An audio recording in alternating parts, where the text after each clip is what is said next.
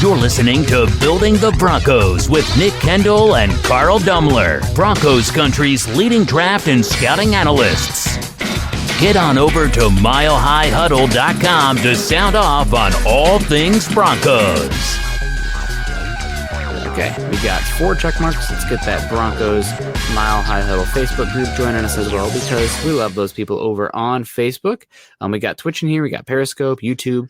We got one Facebook group. We're waiting for the last one, and there it is. All right. Welcome in, everybody. It is Tuesday night. Building the Broncos is here, 6 p.m. Mountain Time. I think we were a little bit late. Sorry, guys. I know that typically we are right at 6, but 6:03, 5:03 Pacific Time where I'm at. Carl, how you doing? Welcome into Building the Broncos. I'm doing well, man. I just cruising along. We got our fair this week here in town, so gonna have a lot of fun with that. I get to go be a judge in a demo derby, and so that's gonna be pretty cool. I don't know. I actually have no clue. They just said, "Hey, could you come be a judge out in Wichita?" So that's what I'm gonna do. Yeah, Wichita. Well, that sounds fun. That's good. And, yeah, how you been, man? I'm good. I did make it to the top of Mount St. Helens, which was pretty darn awesome. Honestly, the sleep deprivation was probably as hard as the actual climb itself. But I mean, I've been doing hard hikes and I walk the dog at least 3 miles every day. So, I got my slow cardio in there, my fat burning cardio. It was really good. I'm excited, man. August is going to be packed. I have a lot of backpacking trips, hikes and whatnot, family coming too, both my parents and the mother-in-law coming in August. So no sleep in August as well, but it's good. I'm really excited. Broncos are gearing up, and I'm excited to do this second part of what we started last week, naming the All-AFC West roster. We do this every offseason, and it's kind of fun. Last week, I don't know for anybody catching up, Carl and I almost had the exact same rosters. We did not talk to each other beforehand. It just happened that way. So sharing a brain there. We had a right tackle position different, but other than that, it was exactly the same. But we're talking before this show. I think the defense is going to be a little bit harder because some of these positions is more difficult.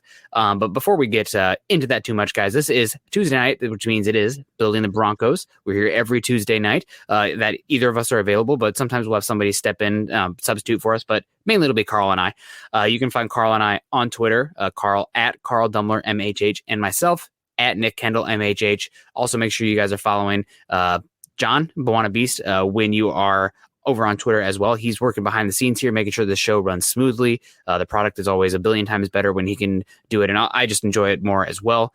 Follow John at John K MHH.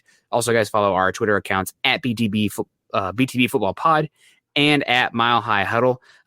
Want to also shout out to our Facebook listeners. If you are joining us on Facebook today, first click the thumbs up or the heart react. We got Gary Leeds Palmer coming in with the heart. Gary always loves us. Gary, love you too. Andrew Baker with the heart in there. We got Daniel Height coming in with the like also. So shout out to the Facebook likes coming in here. Appreciate you guys. While you guys are over on Facebook, make sure you also join us, facebook.com/Mile High Huddle Pod and facebook.com/Mile High Huddle. Become a supporter, join in the conversation. Seriously, go on there, add us on Facebook, also on either of those groups, and let us know what you think of these all AFC West rosters. Let us know yours. It's fun to have that kind of conversation. It's get out of the quarterback purgatory talk that we find ourselves in this time of year, and the Broncos have been in the last 5 years. So a lot of fun there to get out of that. If you guys are joining us today on YouTube, please subscribe, like, and share. It's the number 2 thing you can do to support this show outside of, the superstar, super sticker, super chats. But doing so is completely free and extremely helpful. So appreciate you guys a heck of a lot if you are doing that. And let's get into the chats here. Let's say hello to everybody here. We got Stu Meat in here with the adorable kid rocking the Bronco hat. So he said from social distancing, but be careful out there, folks. Be safe, be smart. Take care of you. You know what's best for you. Take care of you and your family. R. Powell coming in here. The Beast from the Rockies. Ooh, I like that one. How about the Manning brothers? I'm definitely watching ESPN2 this year.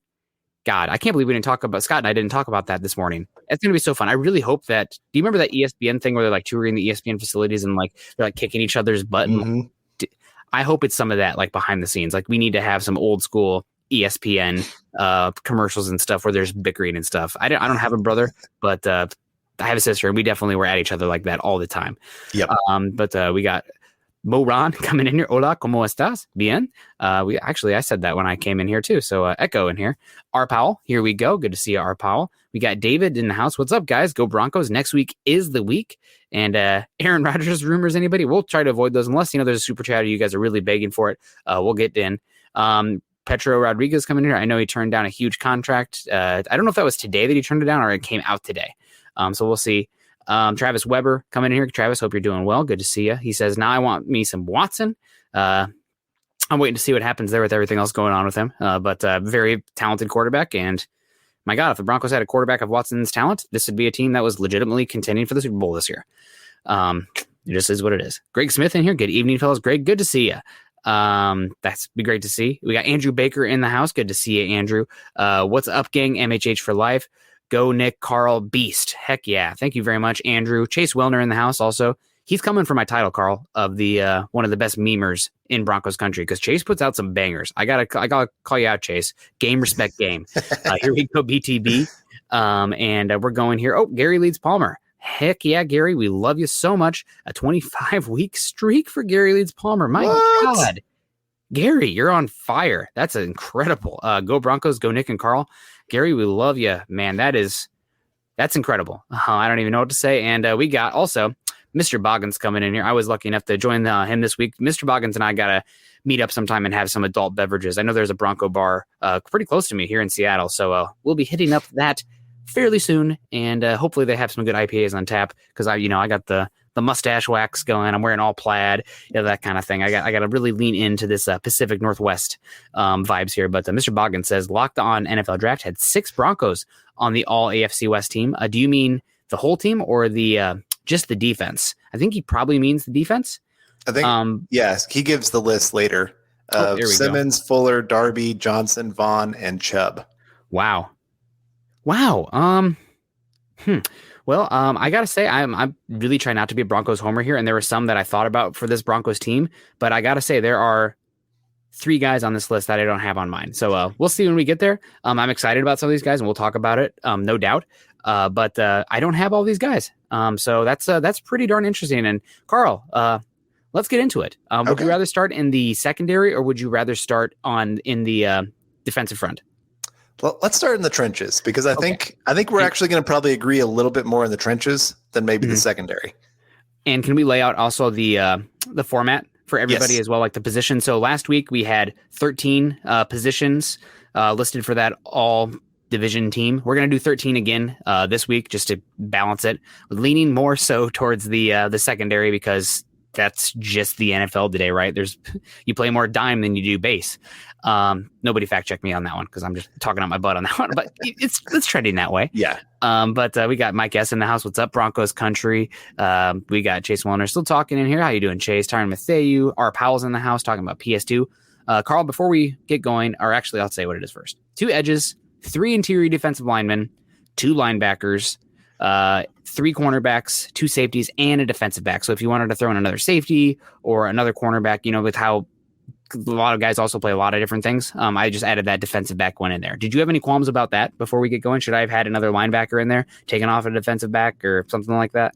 No, I mean, like I said, just with the way the game's going, I think if you're looking at players that make the biggest impacts, and especially AFC West, there's you and I talked about it before the show. Linebackers, it's a pretty average group. Mm-hmm. And I'd rather not take an all-star player off of this list for an average player that I'm struggling to even want to put on the list. Yeah. Yep, I agree with you completely. I did debate a little bit that third interior defensive lineman, maybe even like it'd be more valuable to have a third edge on there. But we're talking all-pro team. Enough of these teams run 3-4 base that I was going to include it on there. Yeah, let's get into it. And I say let's start with the interior defensive lineman first, just because we'll work our way out from that. And we had 3 here. I'm going to guess off the bat we have one that's definitely universal, and that would be Chris Jones of the Kansas City Chiefs, arguably the second best interior defensive lineman in football.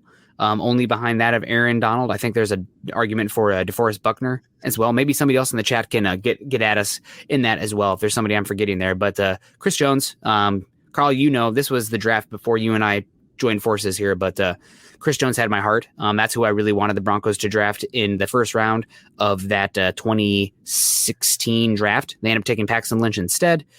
Is what it is. I'm taking the shot on the quarterback. I get it. I loved Chris Jones. I really wanted to pair that with Von Miller at the time. And I thought Chris Jones was just a special blend of length, power, burst, et cetera, et cetera. He's special. Gosh darn the Chiefs for getting him because I love him. He's also added me on Twitter before where I said, oh, man, Chris Jones, come join the Broncos. He's like, nah, I'm good, fam. Chris Jones, that cuts deep, buddy. You don't got to do that to me. I know. But Chris Jones, right? Yeah. Oh, yeah, easily. I mean, like I said, top 3, at worst, top 5 interior defensive lineman football. And that's being honestly very critical at that point. I mean, if all Bronco fans are being honest, he just is, he's up there. Great pass rusher, good against the run, just fits today's NFL perfect. And one of the few players on that Chiefs defense you have to account for on every single play. He can destroy a game by himself. So he's easily the best interior defensive lineman in the AFC West. It's not even close. Yeah, we got, he's a star. Speaking of stars, Here comes Justin with the stars over on Facebook. Thank you very much, Justin. We appreciate that.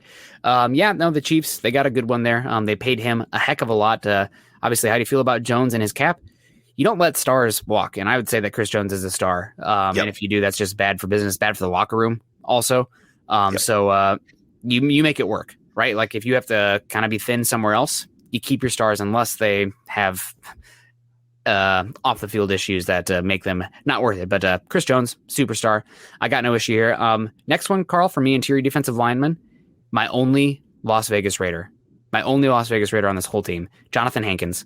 The Broncos a couple years ago tried really hard to bring in Jonathan Hankins. No disrespect to Mike Purcell, who they did wind up with, but the Broncos approached him and tried to bring him in. The Raiders poached him instead. I think he's one of the more underrated one technique nose tackles in the game. They're paying him a pretty penny, so it's not like the best value. But he's really good at what he's asked to do. And I feel like I had to have him on my list here. So I have Jonathan Hankins as the only Raider. What a pitiful defense. God, they're just terrible, but Hankins is at least above average. So I do have one Raider, but it's not him. I'm going to be curious to see who it is. Yes. And this is where I went back and forth on this defensive line. Do I want like that true defense built where you got the pass rushers like Chris Jones and then like a nose tackle? Or do I just want the 3 best that I consider the interior? And so I decided just to go with the 3 best and just kind of sort it out from there. But I'll put Shelby Harris here. I mean, You and I have talked about it many times.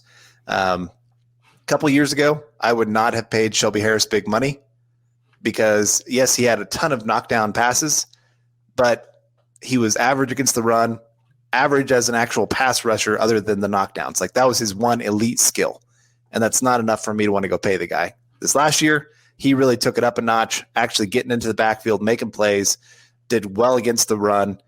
Just became an all-around defensive player. Glad the Broncos got him signed to a long-term contract, and I just think he's the second best interior player in the AFC West. Yeah, I have Shelby Harris listed as well as my 3rd interior defensive lineman, so he's right up there. Is there anybody that potentially obviously you have your 3rd one here, so let's get to it. But first, Brian Greenfield coming in over on YouTube. Thank you very much, Brian, for the $5 super. You're consistently in here supporting us, and I just want to let you know that means a heck of a lot to us. I know that it's the dead season, although we are approaching training camp just next week, so things will be really taking off here.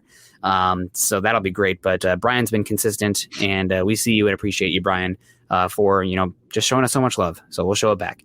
But Carl, your 3rd interior defensive lineman. So we do have 2 of the 3 the same. But you said you didn't have Jonathan Hankins. So our first disagreement here, your 3rd defensive lineman. So I decided to do a little projection on this one. Are you going to say a guy that you liked a lot coming out? I'm going to say Draymond Jones, actually. Oh, wow. Draymond. Okay. The floor is yours, man. I'm in. Okay. Well, it just, again, I value pass rush from the interior probably more than ability to stop the run. Just because it's such a unique skill. Like you can find run stuffers left and right. That's never been a problem. Finding a guy that can actually get after the quarterback, that can win one-on-one battles. Really, the best quarterbacks in the NFL, they don't struggle as much with edge rushers. Like they can manipulate them. They can make, I think back to that 2012 game against the Ravens And I hate to bring that up. I know everybody doesn't want to talk about it, PTSD. but they pretty much just said, hey, Joe Flacco, step up in the pocket. They don't have an interior pass rush. Don't let the edge guys beat you. And so that's all he did the entire game, just stepped up into a clean pocket.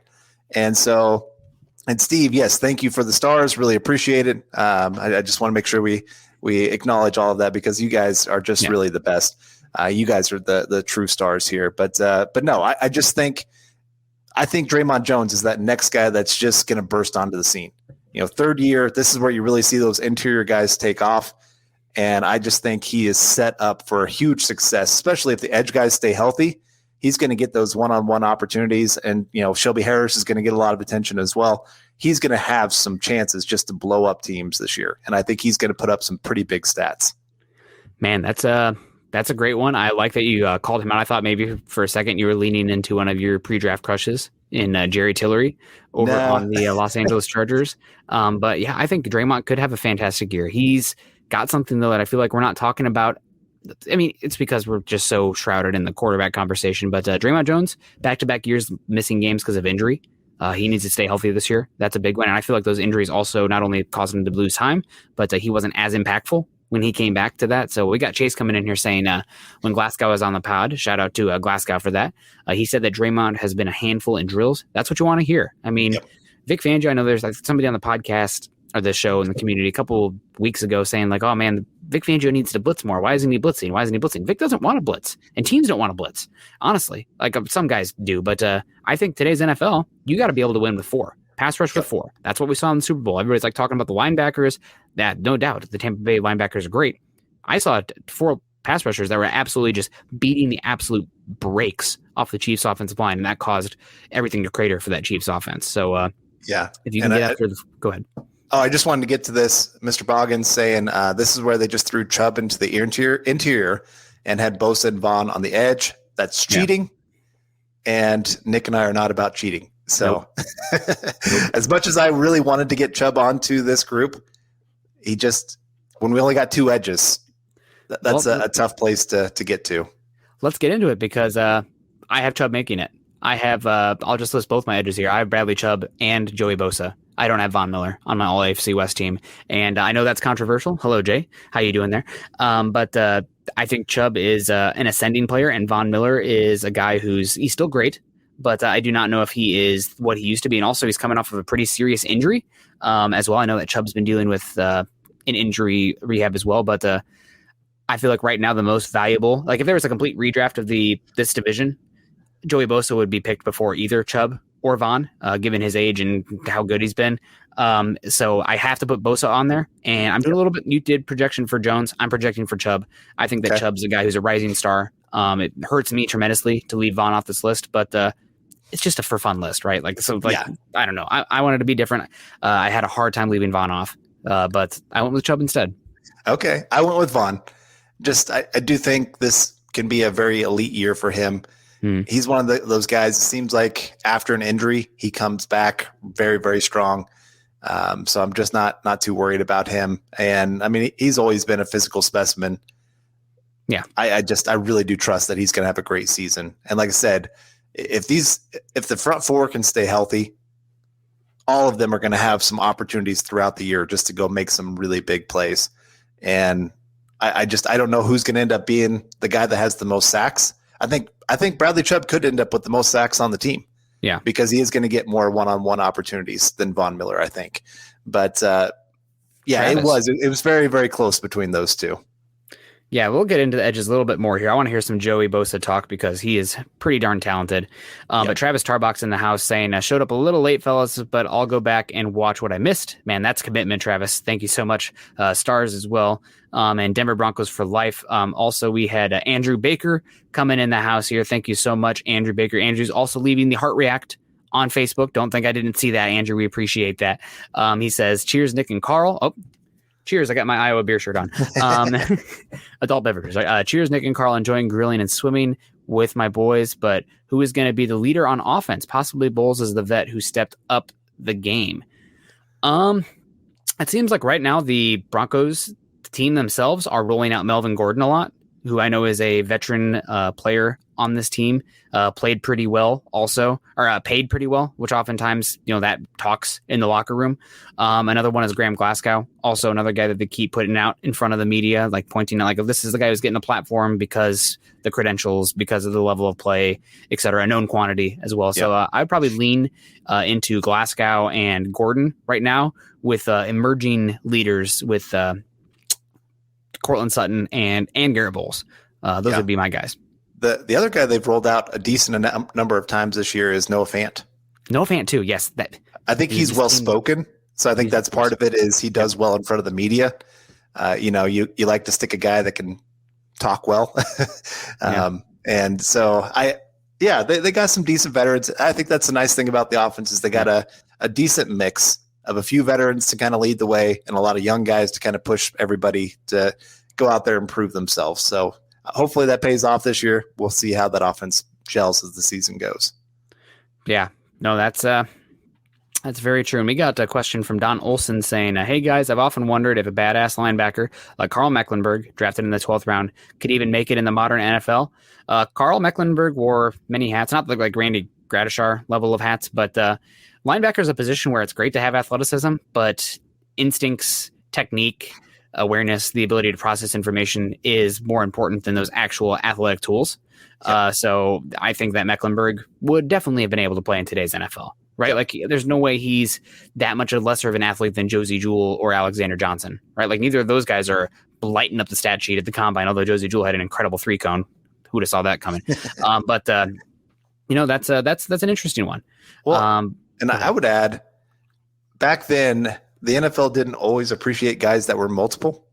Or today's NFL, they really love guys that are multiple, that you can move around the formation and have them win in many different ways.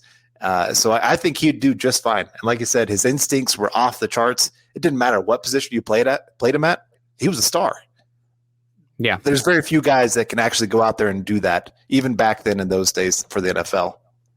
Yeah, no, absolutely. And Curtis Everett, what's up, boys? Hope you're doing well. Curtis, thank you for the shout out. So the edge rushers, I left off Vaughn, you left off Chubb. We both had Bosa. Would you agree with me that Bosa is probably the number one edge in this division right now, unfortunately, as much as it pains me to say? And edge rusher is a position where I'd rather have two great ones than one that's like a little bit better, right? So I'd like the combo of Vaughn and Chubb blows the Chargers out of the water now that they've lost Ingram, and who knows what's going on at the other edge rusher position in Uchenna Nwosu, I think off the top of my head. But Bosa, both on our list, really good number 3 overall pick from Ohio State a few years ago. If he can stay healthy, that's the big one, but that's true for all these edge rushers, I guess. Right. But Joey Bosa, what do you think? I mean, one of the best run defending edges in the NFL. The Bosa brothers both have some of the best technique in football. Their ability to win a hand fight and just win with that kind of power and technique, it's amazing to watch. Yeah. They're not going to be the benders around the edge. They're not going to be Von Miller or the knees about touching the ground kind of thing, but they can win in ways that he would be such a nice compliment to Von Miller. Like if those two could have been together somehow, that's what you're hoping Bradley Chubb can become, because Bradley Chubb's not a bender around the edge either. But like I said, just that technique. They come into the game with intelligence. They know how to win against multiple tackles. And like I said, they're always in the right position at the right time, especially in the run game. So it is. It's fun to watch them. I hate that they're on a rival team, but it is what it is. Like I said, you recognize greatness. Yeah. No, man, absolutely. That's right. So, and also just trying to say, we're not biased here. So is what it is. Travis coming in saying it'll be great to watch Josie Jewell again against Saquon Barkley. Like the last time they lit each other up during the Iowa Penn State game. I was at that game. Absolutely ripped my heart out, but it was really fun to watch Saquon Barkley go at it. He's a special talent. Michael's in the house. Good evening, Nick and Carl, and go Broncos. Good to see you, Michael. Hope you're doing well. And so, yeah, Carl, we have so far 2 differences. It really did pain me to leave Von Miller off the list. It's no disrespect to Von, but just with the injury coming off, the age, I leaned into the younger guys here. I really hope I'm wrong. Next, probably the least interesting position, given the lack of talent for all of it, is probably the linebacker group. And I'm going to give you the floor first. Linebackers, you can list both or you can list one of them at a time. All right, I'll start off with Josie Jewell.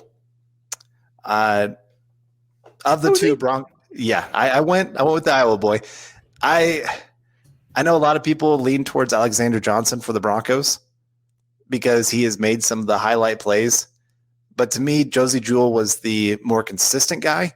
You throw in his leadership that he brings on the field, that he is the guy that's calling the plays, getting people in the right position. And you see there's just so many times because of his lack of athleticism, he has to have great instincts to go out there and win. And there was very few moments where he was out of position last year where he guessed wrong.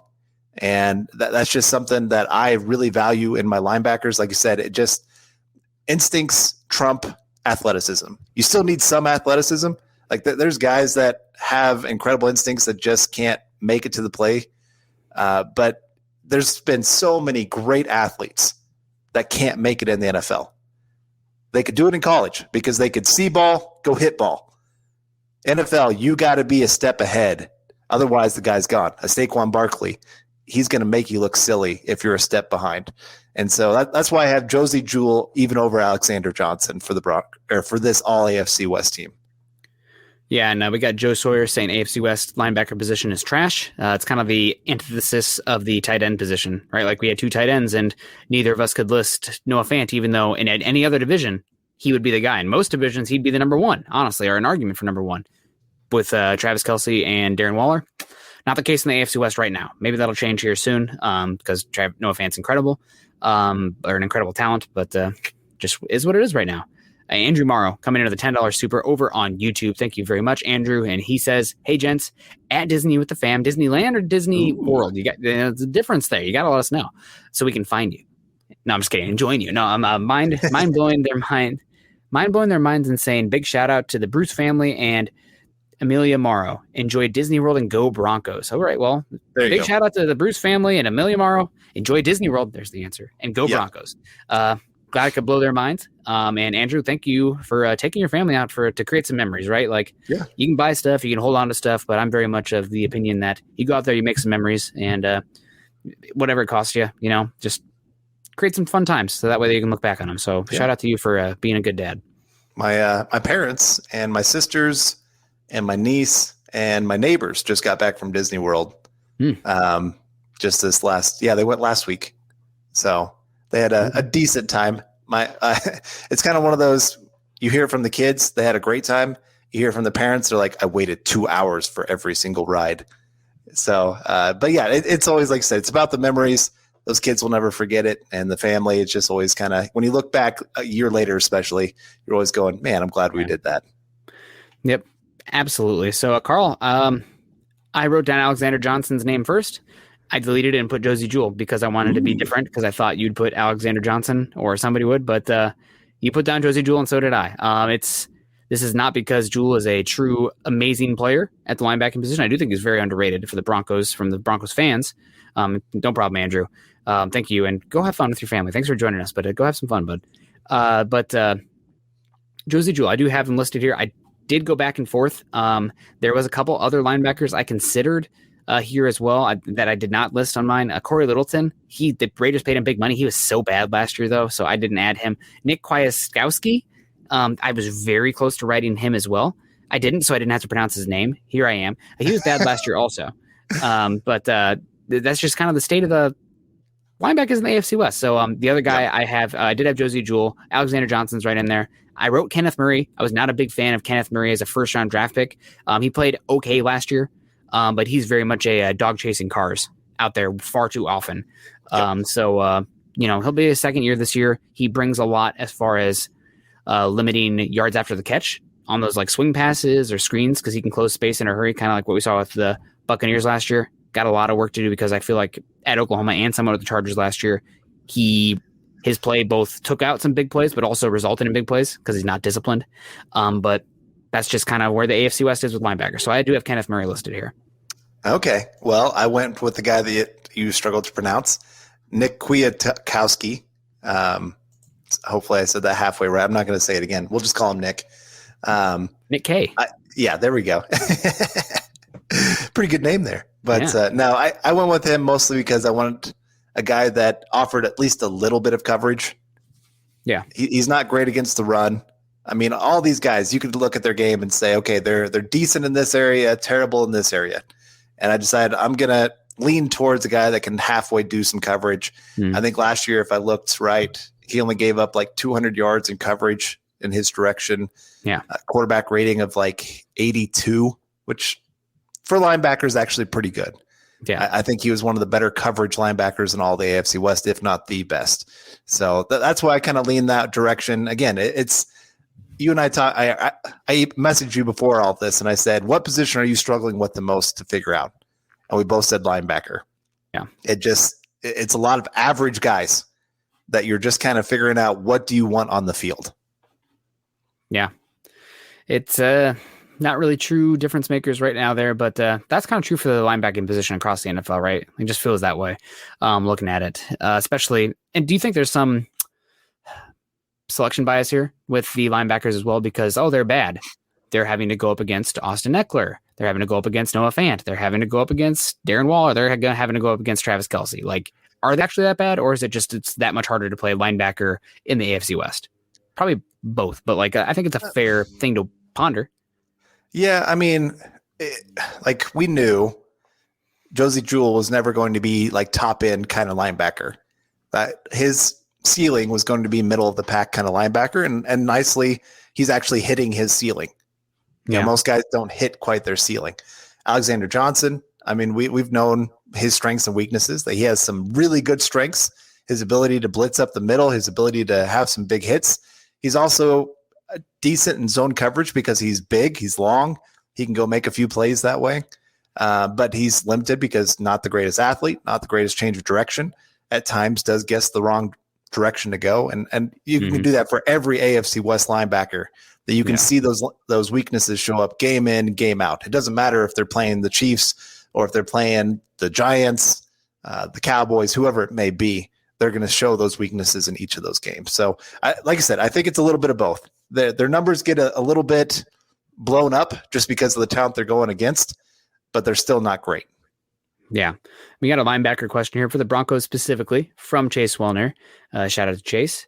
Is Baron Browning more of a off-ball linebacker, we'll call it instead of inside linebacker, an off-ball linebacker or an edge in your opinions? Eric Trickle thinks he's going to be an off-ball linebacker.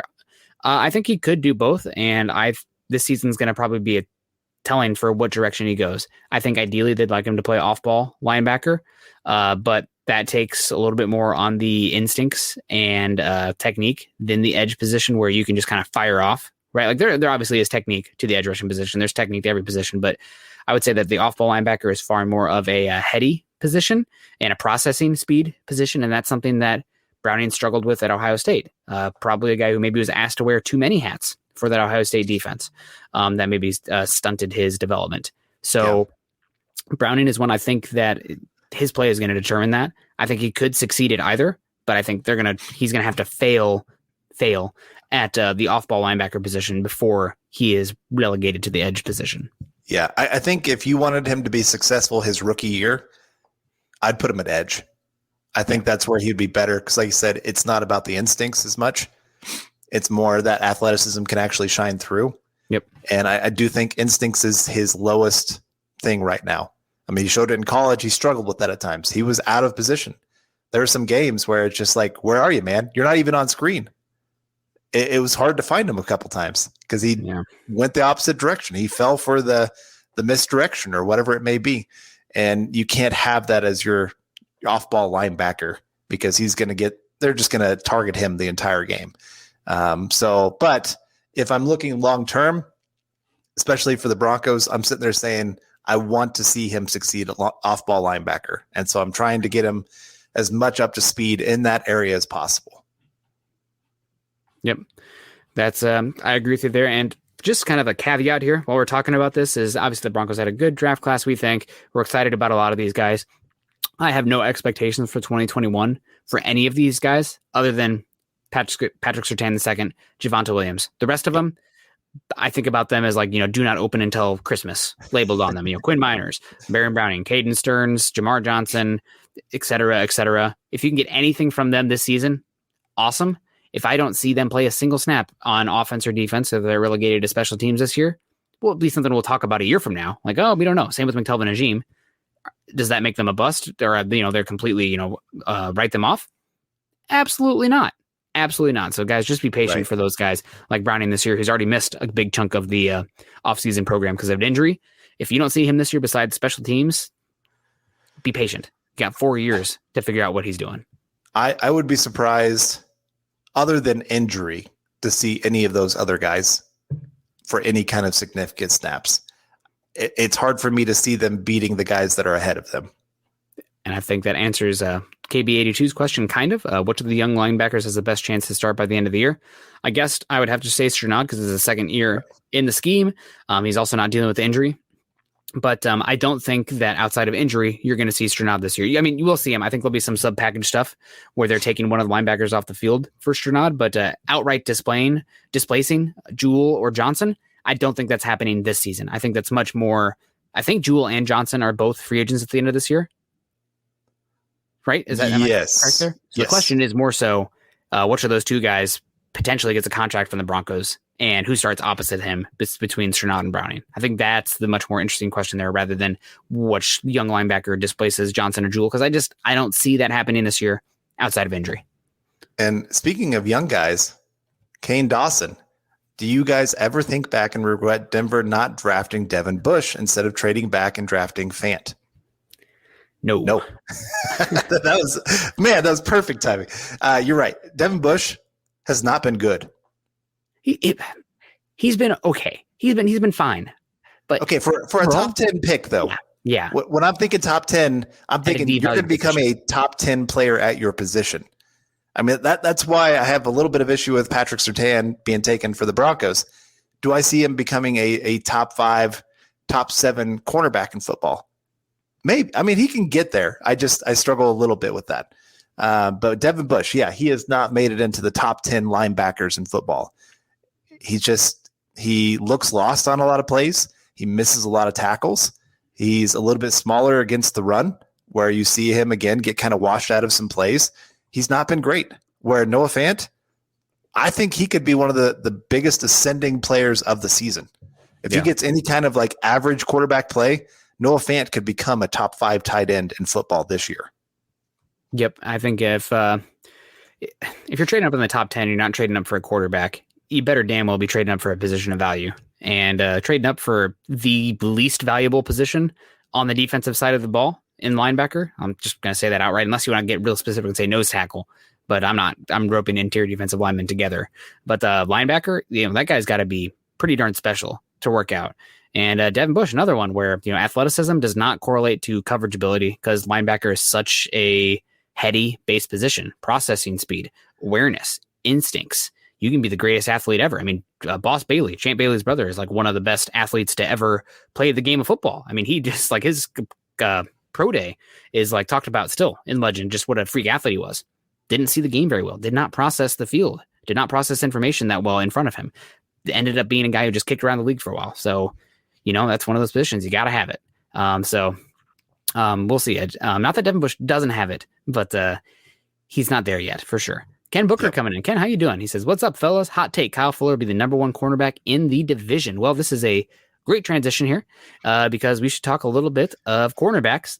Here we have 3 cornerbacks each. Carl, I'll go first. I do have Kyle Fuller written down. Mm-hmm. I know that he is a 1-year deal. So what does that mean for the Broncos long-term at the position? I don't know. And I think I've said a couple times that, Kyle Fuller is 30 years old. I think he's only 29 years old, or he's going to be 29. So he's still relatively young. That cliff is coming, the cliff for the cornerback position, but not there yet. And for this year specifically, I think that he's going to be good this year. Kyle Fuller, how well he plays, he's playing for a bigger salary cap next year because of the condensed salary cap. So hoping to get paid after this. Maybe that won't be with the Broncos because they like what they have youth-wise or want to spend money elsewhere. But I think it'd be hard not to add Kyle Fuller to this top 3 cornerbacks in the division right now. Right. Well, especially you look at the last time he was paired with Vic Fangio. He was an all-pro cornerback. And he's a couple years older, but at the same time, he's still young enough that you can see that he can turn that on. And it's not going to take him as long to learn this defense or what they're going to ask of him by any means. And of course, coaching staff knowing exactly how to use him. All that's going to play to him having a very good season. throw in, it's nice where this year the Broncos really don't have to move cornerbacks around. Like, he doesn't have to go against the number one wide receiver every single play. You can have some kind of rotation there a little bit, or you can say, hey, you're just going to stay on this side of the field. Whatever you want to do, you can kind of do at the secondary. They can get really, really creative. So, yes, I have Fuller on my list as my number one cornerback in the division. Do you have another Bronco? I do not. I do not have another Bronco at the cornerback position. Cornerback was actually another one that I had a hard time with, but that was just because there were so many options to pick from. And I wanted to highlight some guys that I thought, to be contrarian, because we were boring last week with our list, and also because I really didn't want to be a homer. So I have more Broncos on this list than any other team. Granted, probably should be with the Broncos defense this year. But and also I didn't, Joe Sawyer coming here. Callahan has a number one slot. I didn't specify slot versus non-slot in this drill, so I don't have Callahan either. But I guess I'll go with a real dark horse here. And this is, I feel like we forgot about this, but this is somebody that the Broncos apparently approached in the offseason and were interested in bringing in. And he went back to his old team and signed a big contract. And that's Mike Davis, cornerback from the Los Angeles Chargers. Probably one of the more slept on cornerbacks in football, probably one of the most physical cornerbacks in football also. And I feel like he is not very well appreciated for how talented he is. I think he's the best best cornerback on that Chargers team. No disrespect to Chris Harris Jr., but just where he's at in his career right now. And I think Davis, maybe the most underappreciated defensive player in the entire division. So wanted to give Mike Davis a shout out. He got paid like it too. Okay. I don't have him on my list. I do have number 2, Bryce Callahan. Okay. I know some people are saying slot, but even on the outside last year, he looked good. Yeah. Again, he's right back in the system. He looked like a top 10 cornerback last year in football, even for his size. I mean, some of the players he was going against, he had no problem staying with them. If he can stay healthy for an entire season, I mean, that's a big question mark with him. But when he's actually on the field, he is easily one of the top cornerbacks. Like I said, at least top 15 in the NFL. Injuries concern me with him, but he's very talented, versatile. He's going to start this year, and the Broncos hopefully don't have an injury there, but if they do, they can lean on that depth. My next cornerback, another guy that, again, I'm trying to be contrarian here. I thought about Bryce Callahan. I thought about Ronald Darby, but I didn't want to have, twice as many Broncos as any other division on here, because then somebody would call homerism. Also, I didn't want to be the exact same as you, so I thought maybe I put somebody out here that had less of a chance of being on your list. I went with Legeria Snead as my next cornerback. He was the best rookie cornerback in football last season. I loved him coming out of Louisiana Tech. He played cornerback. They moved him to safety. I don't know why Louisiana Tech did that. He moved back to cornerback for the Chiefs last year. He was awesome. God darn it, Chiefs. Gosh darn it, Chiefs. But I found another late round gem. And I think he had to be given a shout out there. Now that means I'm leaving off Ronald Darby. That means I'm leaving off Bryce Callahan. It means I'm leaving off Chris Harris Jr. Like I said, it's the opposite of the linebacker room. There's a lot of good cornerbacks in this division, and they deserve shout outs. But I wanted to be a little bit different. It doesn't look by your reaction that I am different. And add Legeria Snead. Yeah. See, even when you try to be different, we're the same. No, you're right. I think he was one of the more underrated Chiefs last year. Nobody was talking about him, but really, of all the rookie cornerbacks, he was the best last season. By far, C.J. Henderson, Jeffrey Okudah, both those guys on bad defenses, bad teams. But Legeria Snead was really, really good. Yes, he was. And so you're right. The Chiefs got themselves another good player that they probably shouldn't have, that went a lot later than he should have. Cheap, cost-controlled too. Yep, exactly. And he's set up for a lot of success moving forward. I do wonder a little bit, since they lost some of their secondary players, how he's going to look this season when he's maybe given a little bit more responsibility than he did last season. But still, like I said, I loved his play, did really well, made that defense halfway work, even though they didn't have as much talent as they did even the year before that. So he's going to be kind of that next ascending player for them. 100%. Well, I'm glad we were very different on the cornerback position, but that's fun. It's just, there's a lot of talent in the cornerback room this year. We got Andrew Baker coming back in saying Simmons is going to rally that secondary and ball hawk it. Maybe not no-fly zone 2.0, but close enough. Hopefully so, Andrew Baker. That would be ideal. If the Broncos, like ESPN said, the Broncos had 32 out of 32 ranked quarterback rooms, you're going to need the no-fly zone 2.0 to make the playoffs, let alone contend for a Super Bowl. So, we'll see. But that would be ideal. Got to stay healthy first and got to see them on the field, right? It's all projection. And we're talking right now. Let's see what the final product looks like when they're all out there on the field executing this pretty complicated scheme for Vic Fangio also. So, but thank you very much for the comment, Andrew. You're great. Now we have 2 safeties and a defensive back. I did go with a third safety on that one as well, but a lot of these safeties are very versatile and they can do a lot of different things. And every single one of these safeties I picked are very different types also. So I'm excited about that. Number 1, best safety in the division, Justin Simmons.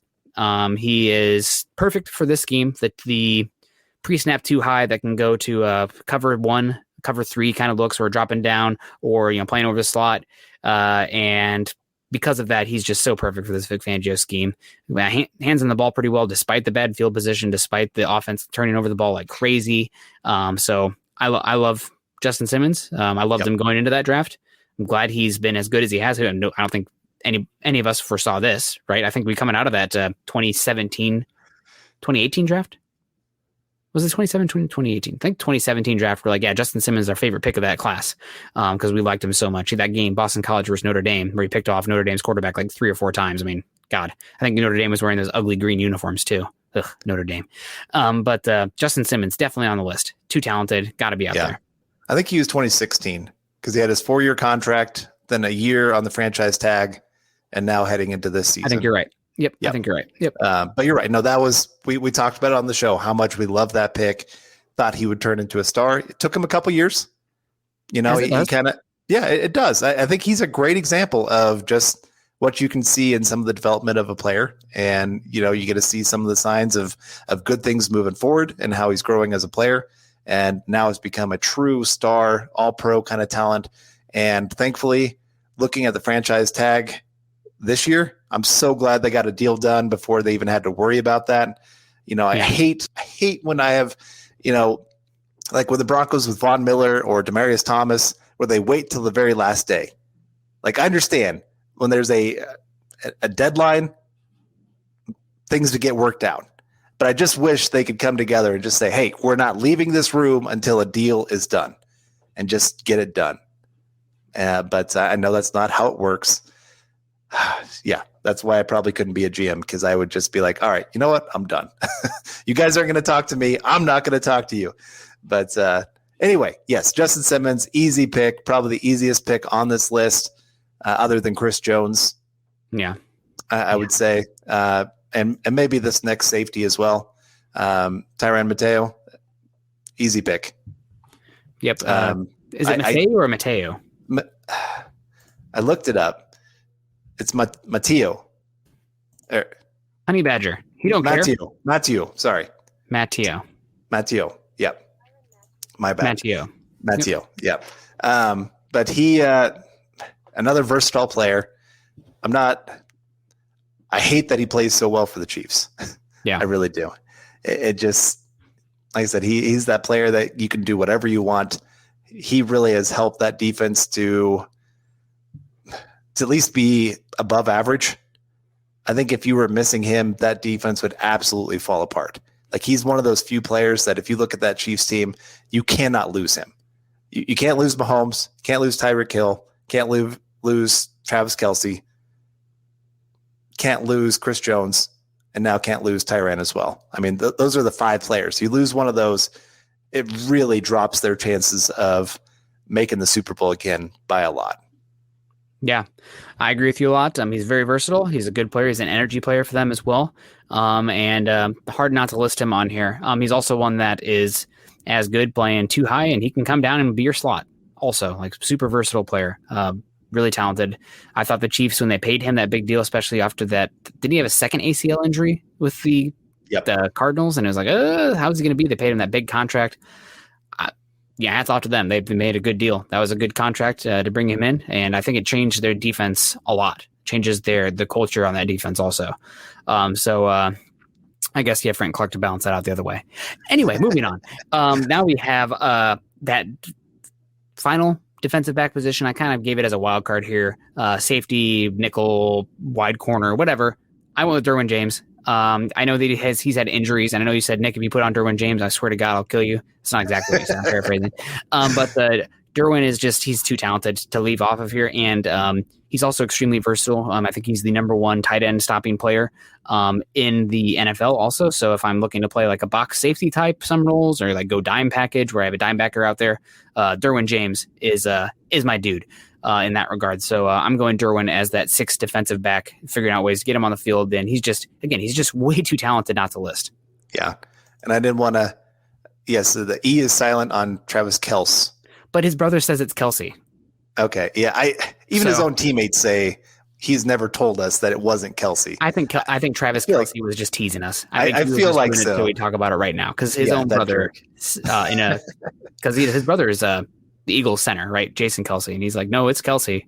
I don't know what you're talking about. Okay. So we'll stick with Kelsey because it just feels weird to say Kelsey at this point. Like, dude, if you hadn't corrected people until like your 12th season in the NFL, that's on you. Yeah. It's your name has been changed now. And I love this question here since you're talking about him. KB82 saying, how close behind is a relatively healthy Derwin James to Justin Simmons? It's a tough question. It's like comparing Randy Moss to Wes Welker, right? Like they play wide receiver, but their skill set and what they're asked to do is very different. Maybe not to that extent, but Derwin James be ideal in a cover 3 heavy scheme where he can be closer to the box. He can be blitzing sometimes. Not that he can't play single high or too deep, but that's not his best role. Where Justin Simmons much better in the back half or the middle of the field area, not totally close to the line of scrimmage where Derwin James makes his money. So that's what I lean on there for as far as what's the difference there. They're different. They're different types of safeties. I'm with you, and I did put Derwin James on my list. Good. I thought about leaving him off, but you're right. When he is healthy, he is one of the top 10 players in the entire division. Yeah. I mean, just that, like I said, the versatility, what he brings to the table, that tight end killer that is so rare in the NFL. I mean, there's just not many safeties, linebackers, anybody that you could look at them and say, that's the guy I want one-on-one with the tight end. Yeah. Derwin James, I could feel okay with it. He's still going to lose some, but anybody's going to lose against a great tight end. And I did want to say, Rich, I'm glad that you're safe. Having the 2 tornadoes hit close to you, but stay safe out there. This is always kind of crazy weather time. I think about each week I've come on here this summer and said, man, we just had a crazy storm come through. So everybody stay safe out there. Don't go out there and watch those tornadoes, take pictures, get in the basement. I'm from Iowa, so I'm not going to tell you to do anything like that. It's your freedom. If you want to grab a bush of light and sit in a lawn chair and watch the tornado, God bless. All right. We got Zebulon coming in here saying Patrick Surtain is going to take that tight end stopper label, #PS2. And then John working over on Facebook as well, double timing. Personally, would love to see if you wore an N64 controller for just as a necklace. Did you see that PS2 necklace for Patrick Surtain? Yep. Great. I got to say a little bit better than Jerry Jeudy wearing the Star of David saying like, why are you wearing that? He's like, because they call me Jew. Yeah, that was bad. Yep. Yeah. That's at the combine. Yeah. John's like, are you serious? Yeah. That was at the combine. I was like, you got a Star of David necklace. What's going on? Oh, because my teammates call me Jew for Judy. Yeah. And then I think a week later he had to do an apology and be like, oh, I didn't really understand what I was saying and doing. And it was kind of a whole mess. It was just ignorant. I don't know. Doesn't mean it's okay. Yeah, but either way, the PS2 controller, very funny there. But John says, and John's okay with it. It's just weird, right? It's like, all right, you're kind of an oddball, Jerry Jeudy. But Carl, so what do you have here for your final? And I think Rich asked, what scheme are we running here? We're trying to run an amorphous scheme. Is that the word? Where we listed 13 players here. So we're trying to hit every single scheme. It's an all AFC West defense. We're not like drafting our own team here and talking scheme. Like we're just trying to get the best players on here that somewhat fit the roles that we are assigning them to. So not really a scheme. And also it's 13 players. So you can multiple schemes. Right. I can take my 2 linebackers off the field and just keep, what would that be? 7 secondary players on the field. There you go. And if I have to run 4-3 base, Derwin James, you're my will. Let's do it, baby. There you go. Honestly, be probably one of the best wills in football. Probably. If you had to. So, Carl, let's do the breakdown here as far as what you had positional wise for breakdowns. I know that I tried to be more strict on the Broncos. It's kind of like when I don't have any kids, but I picture it as like, you're the coach and your kid is on the team and you are harder on your kid because you don't want to be like doing favoritism. Right. So it's like, I'm just going to be, a little bit harder, a little bit stricter for my own kid because I don't want everyone else to think that I'm being biased or favored to them. That's kind of what I'm doing with the Broncos here. Okay. So I only have 5 Broncos listed only. They're the number 1 team with 5 players listed. The Chargers actually came into the 4. So maybe this Chargers team, I don't know if you saw Pro Football Focus just did a list of the top teams set up for future success. Chargers were one of those 4. Mm-hmm. God damn it. So the Chargers had 4 here. The Chiefs had 3. And the Raiders had 1 because the Raiders defense is sad and pathetic. They're just so bad. So I had 7 Broncos. Man, I know, homer alert. woo! 3 Chiefs, 2 Chargers, 1 Raider. Okay. And I feel like I was being generous to the Raiders because I felt like I can't have them with 0, right? I mean, I almost did, but I thought Hankins actually deserved the listing here. I think he's the best nose tackle in this division, and there's kind of a drop off after Chris Jones. Granted, that's true because Chris Jones is so talented. So running it down here real quick before we get out of here, Carl, you can list your team as well, but I'll go with mine. Edge rusher Bradley Chubb, interior defensive lineman Chris Jones, interior defensive lineman Jonathan Hankins, interior defensive lineman Shelby Harris, edge rusher Joey Bosa, off-ball linebacker Kenneth Murray, off-ball linebacker Josie Jewell, cornerback Kyle Fuller, cornerback Mike Davis, cornerback Legeria Snead, safety Justin Simmons, safety Tyrann Mateo, and I give you a hard time, I definitely mispronounced that, and my defensive back, last guy, Darwin James. All right, well, I got Von Miller and Joey Bosa at the edge, Chris Jones, Shelby Harris, and Draymond Jones for the interior defensive line, Josie Jewell, Nick Kwiatkowski for the linebacker position, cornerbacks Kyle Fuller, Bryce Callahan, Legeria Snead, safeties Justin Simmons and Tyrann Mateo, and then defensive back Darwin James. And like I said, I mean, if I'm looking at a team that's being pretty multiple, I especially like those safeties because they can do multiple things. I like the cornerbacks because, again, guys that can kind of move in and out on a few of them. And linebackers, that one position that you're looking at going, oh my gosh, that's where – if we had like divisions playing against each other, that's where they're going to attack. Yep. And I feel like that would be the one area that they would lose big time. Very true. Very true. Well, guys, coming up in an hour, 6 o'clock here Pacific time, 7 o'clock Mountain time. I think it's time for us to get on out of here. Thank you very much for everybody joining us. This has been Building the Broncos. It's every Tuesday night at 6 o'clock Mountain time. We'll be here again next Tuesday as well. Same time, same place. So we'll see you guys then. You guys can follow Carl and myself on Twitter. Carl at Carl Dumler MHH and myself at Nick Kendell MHH. Also shout out to John for running the podcast behind the scenes here, helping us do this. You can follow him, Buana Beast, at John K MHH. Also over on Twitter, guys, follow us at BTB Football Pod and at Mile High Huddle.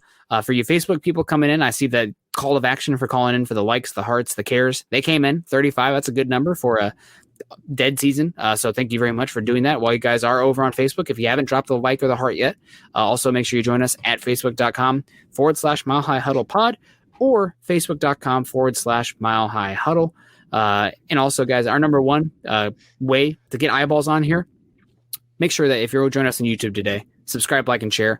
Doing that can help us reach new audience members. It's the season is about to start. So if we can get that push right now, where you guys, if you're enjoying the contact, not just this show, but all the shows, if you guys can go ahead and hit the like button there, like, subscribe, and share over on YouTube, that can help us so much, get new people and bring them into the fold. Like, this is a great community, and sometimes it's not always the case where communities get too big and sometimes get a little toxic, but I don't think we've hit that yet here in the Mile High Huddle community. So let's get some more people in here, bring them into the fold, and let's have some fun and let's have a great season. But thank you guys very much for joining us. Carl, what are your plans the rest of the night? Get a little supper, and then since I told you I got a 190-mile hike that I got to start training for, I should probably do a little exercise, get into a little shape, and then just kind of get some things organized for tomorrow. Got my daughter. We're going to be hanging out all day, and so I want to get a few crafts going and a few ideas. And I'll probably try to get that a little organized tonight. What about you, man? Yeah, I was going to pull up that thing that I just had up there, but it's gone. Oh, no. Well, if John, why don't you pull that back up? I'm sorry I did that. Oh, and here we go.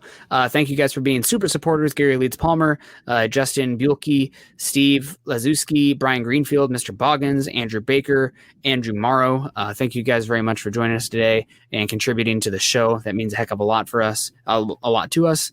I'm probably just going to cook dinner and take the dog on another walk. Like I said, I got a backpacking trip coming up in a couple weeks, and I'm just trying to get those steps in.